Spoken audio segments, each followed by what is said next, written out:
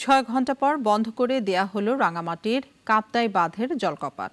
সকালে জলবিদ্যুৎ কেন্দ্রের বাঁধের ১৬টি স্লুইস গেট ৬ ইঞ্চি খুলে পানি ছাড়া শুরু হয়। টানা বৃষ্টিতে হ্রদের পানির স্তর বিপদসীমায় পৌঁছে গেছিল। পানির স্তর নামতেই বন্ধ করা হয়েছে কাপ্তাই বাঁধ। শামসুল আলমের প্রতিবেদন, জানাচ্ছেন সুরাইয়া আক্তার।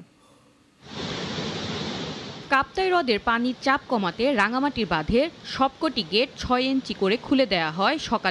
সকাল ৮টার দিকে বাঁধের স্পিলওয়ে খুলে দেওয়ার বিষয়টি নিশ্চিত করেছেন হ্রদ ব্যবস্থাপনা কমিটির সভাপতি ও জেলা প্রশাসক মোহাম্মদ মোশাররফ হোসেন খান। এটা প্রতি বছরই আসলে ছাড়া হয়, যেহেতু এদিকে পানি ধরে রাখার মানে সর্বোচ্চ সীমায় পৌঁছে গেছে। এখন একটু ইচ্ছা করলে পানি আর ধরে রাখা সম্ভব নয়, যে কারণে সামান্য পরিমাণ পানি এখন না ছাড়লে এইদিকে আরো বন্যাক্রান্ত লোকের সংখ্যাও বাড়বে, আরো বেশি সমস্যার সৃষ্টি হবে, যে কারণে সিদ্ধান্তটি নেওয়া হয়েছে।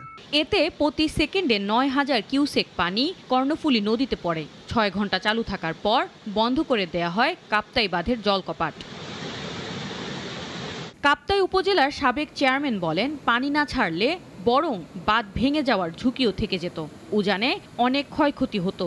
৬ ইঞ্চি পরিমাণ যদি খুলে তাহলে কোনো জনজীবনের কোনো ক্ষয়ক্ষতি হবে না। হয়তো ফসলাদি নষ্ট হতে পারে, নদীর পাড়ে যারা ফসল টসল করছে, কারণ কর্ণফুলী নদীতে কিন্তু খুব বেশি পানি এখন নেই এবং 5টা পাওয়ার স্টেশন কিন্তু সমানে চলছে।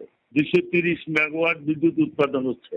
আমাদের তো ইউনিট 5টা কাপ্তাই দিয়ে 500টা কিন্তু দীর্ঘদিন থেকে চলছে, যার জন্য ওইটাও কিন্তু যথেষ্ট পানি টানতেছে। কিন্তু বর্তমানে দৈনিক ৩২,০০০ কিউসেক পানি ছেড়ে বিদ্যুৎ কেন্দ্রের 5টি ইউনিটে সর্বোচ্চ ২১৯ মেগাওয়াট পর্যন্ত বিদ্যুৎ উৎপাদিত হচ্ছে।